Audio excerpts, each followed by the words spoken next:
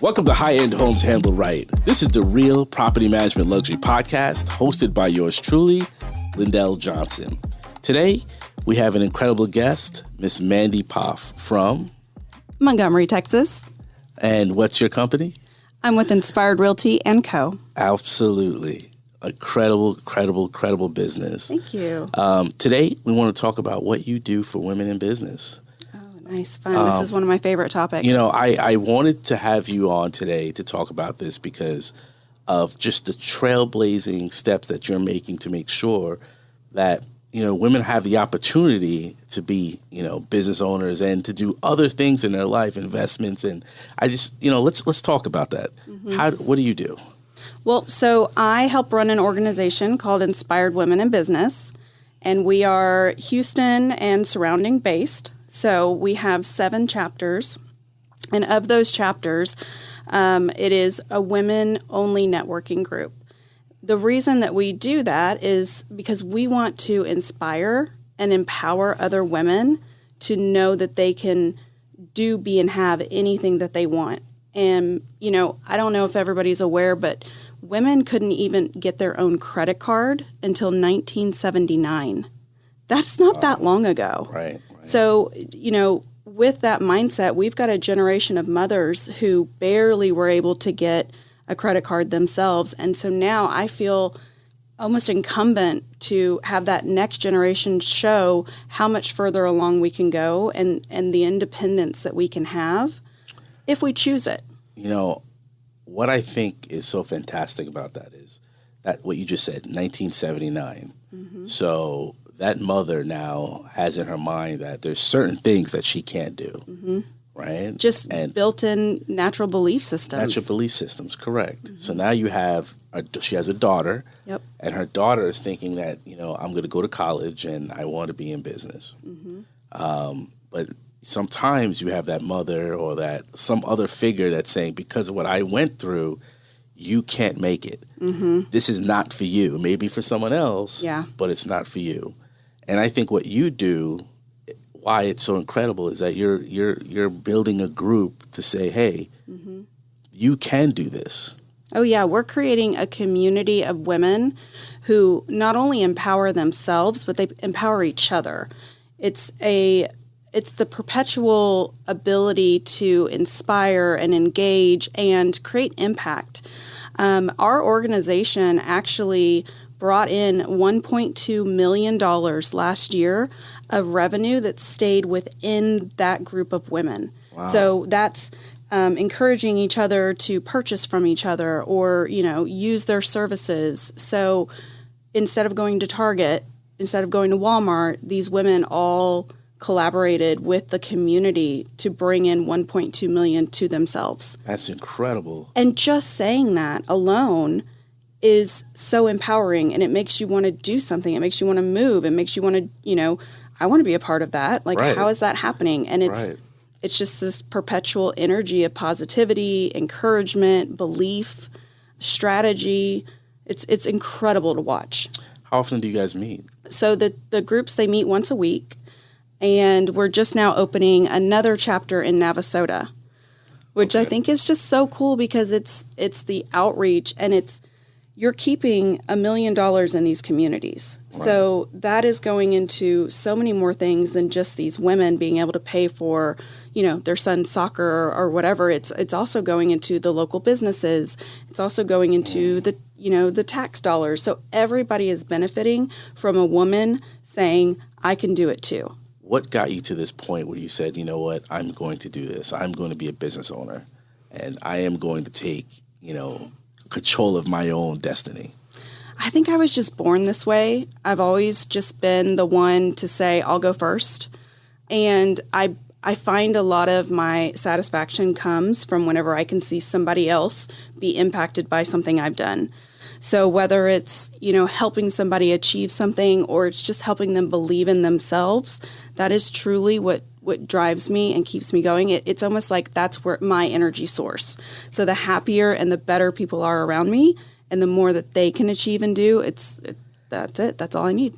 Everyone has a superpower. You're by far your superpower is you're a motivator. Oh, thanks. So I think like if you're driving to work and you don't want to go to work for that day, you need to call Mandy, and Mandy needs to motivate you to get to that office. You can do it because you are like a motivator of motivators. Oh, thank you. And I think having you in a group and run a group like this, just motivating people to believe, hey, I can do it. And they can. Anyone can. I know someone that, family was worked in the farms. Mm-hmm. They lived in South Texas, like near Donna, Texas, mm-hmm. and had to move constantly to go to like Michigan to work in the farms, come back to Texas, back and forth, and never had like a structure of school or a structure of, That's tough. And she never really believed that I can really kill it in business or, because you're stuck in this realm of this is what I can do. Yeah. But having people like you, which you can, you're like a mentor. You definitely are, and being able to see someone that's very successful is incredible. I think it's funny. I spent 6 years to get my associate's degree. I wanted, not that I couldn't do the classes, but I kept changing my mind. I spent 2 years and I got my real estate license in college when you can do it in 6 weeks now. So I did that. And then, I went back and I was like, I want to get a degree. And I continued to take all these classes, but I spent essentially 6 years and have an associate's degree. And the reason I did it was I'm a learner. I love learning. And so, to stay in school and learn it was fun for me. But I never achieved an actual bachelor's or master's or anything. And so I felt very, I don't know the word, like inadequate sometimes whenever I was in my early 30s. And then I realized now at 38 and having all the companies that I have and having all the impact that I have, that was a limitation I put on myself. I wasn't underqualified or undereducated because I didn't per se have a degree or the degree that I thought I needed, because I do, but I allowed myself to believe that. And until I changed that belief, I was always going to be limited in my income, limited in my social circles. Once I realized and became successful when I became authentic, that's when my social circles opened up. But what helped you realize that? A lot of inner work, a lot of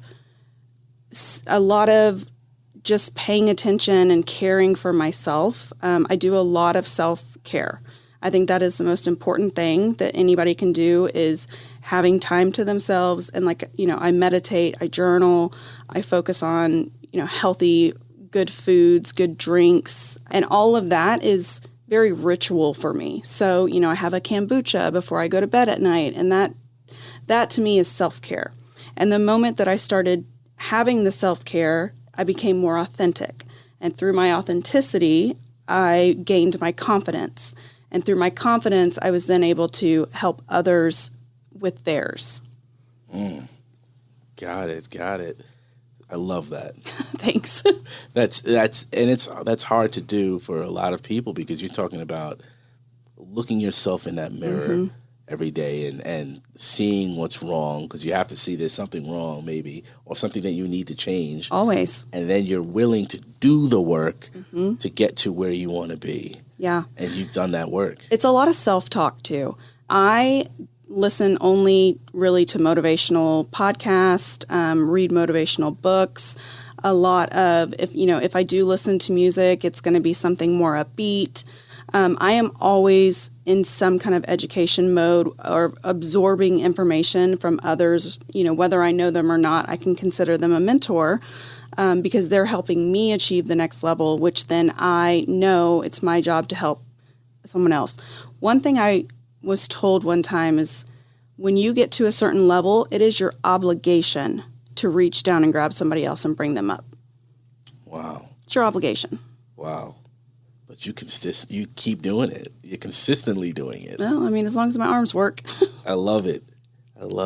So I am, once again, very impressed. Thank you. I think that what you do is needed. You have multiple businesses and you have multiple people that work with you, multiple team members, and you're consistently being that motivation. Thank you. And you never know what someone is going through.